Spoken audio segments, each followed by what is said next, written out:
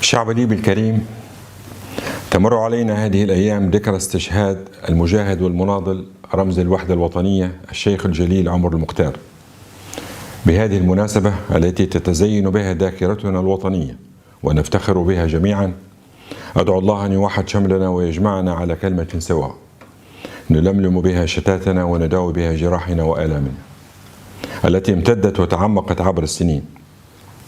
منذ توقيع الاتفاق السياسي في الصخيرات في ديسمبر 2015 سعينا بما نملك لإحداث أكبر توافق ممكن بين الأطراف الموجودة على الساحة السياسية الليبية. لم يكن يشغلنا منذ ذلك الوقت سوى العمل على توحيد مؤسسات الدولة حتى تتمكن من تقديم خدماتها بشكل لائق للمواطن الكريم. لقد كان المناخ السياسي والاجتماعي ولا زال يعيش حالة اصطفاف واستقطاب حادين، جعل كل المحاولات الهادفة لإيجاد تسويات سلمية نحقن بها الدماء ونحافظ بها على نسيجنا الاجتماعي المهدد بالتمزق أكثر فأكثر، جعل كل هذه المحاولات شاقة وفي غاية الصعوبة. كما كانت ولا زالت بعض الأطراف المتعنتة تصر على تعميق هذه الاصطفافات وتراهن على خيار الحرب في تحقيق أهدافها غير المشروعة، الأمر الذي تفطنا له مبكرا وجعلنا نقدم الكثير من التنازلات لقطع الطريق على هذه الرغبات الآثمة ولإبعاد شبح الحرب، ولكن دون جدوى مع كل أسف.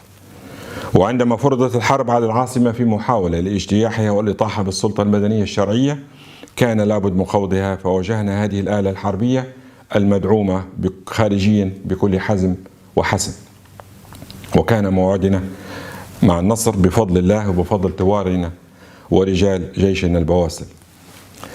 لعله من الواجب أن نذكر في هذا السياق بأن الحكومة لم تكن تعمل في أجواء طبيعية ولا حتى شبه طبيعية منذ تشكيلها، بل كانت تتعرض كل يوم إلى المكائد والمؤامرات داخليا وخارجيا، كما كانت هناك أطراف تعمل على عرقلتها بشكل لافت ومتكرر، الأمر الذي جعلها تواجه الصعوبات والعراقيل الجمة في كثير من الأحيان في أداء واجباتها على النحو الأمثل. هذه هي الحقيقة، وهي ليست تهربا من المسؤولية وإنما إقرارا للواقع، وهذا هو المناخ الذي صاحب عمل الحكومة من يومها الأول.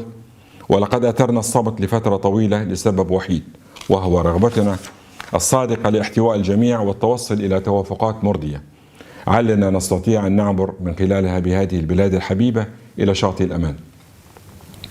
لقد مددت يدي إلى كل ليبي أتوافق أو أختلف معه من أجل حقن الدماء والتوافق على مستقبل ليبيا، فلم أقصي أحدا أو أعادي أحد، فشنت الحروب والحملات العالمية الممنهجة تخوينا وتكفيرا وتحقيرا، ولقد لقيت في سبيل ذلك أذى كثيرا وترفعت عن الرد تغليبا لمصلحة ليبيا والشعب الليبي.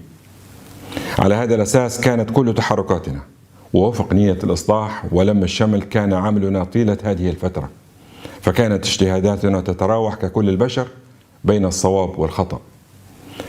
اليوم ونحن نشهد اللقاءات والمشاورات بين الليبيين التي ترعاها الأمم المتحدة، نعلن ترحيبنا بما تم إعلانه من توصيات مبدئية مبشرة ننظر إليها بعين الأمل والرجاء بأن تكون فاتحة خير للمزيد من التوافق والاتفاق، ونشد على أيدي الجميع لإنجاز المزيد من التفاهمات المطلوبة. لقد أفضت هذه المشاورات الأخيرة إلى الاتجاه نحو مرحلة تمهيدية جديدة لتوحيد المؤسسات وتهيئة المناخ لعقد انتخابات برلمانية ورئاسية قادمة. وعلى الرغم من قناعتي بأن الانتخابات المباشرة هي أفضل الطرق للوصول إلى حل شامل، ولكني سأكون داعما لأي تفاهمات أخرى غير ذلك.